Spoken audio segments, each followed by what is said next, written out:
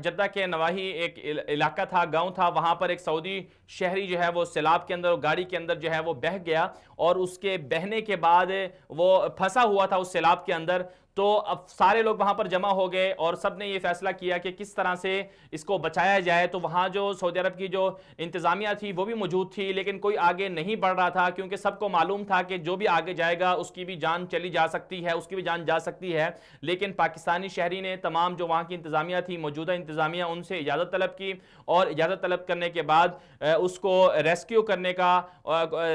की उन्होंने कोशिश की और फिर जिसमें वो कामयाब भी हुए और सऊदी जो शहरी है उसकी उन्होंने जान भी बचाई। जिसके बाद जो है जो वहां पर मौजूद लोग थे उन्होंने सब ने उस पाकिस्तानी शहरी को जो है वो दाद भी दी। गुजरात से इनका ताल्लुक है, शकील अहमद इनका नाम बताया जा रहा है और इनके इस कारनामे पर सऊदी अरब के जो इंतजामिया थी उन्होंने उनको मुबारकबाद भी दी और उनको दाद भी दी। बिलखुसूस जो मक्का मुकरमा के गवर्नर हैं उन्होंने भी इस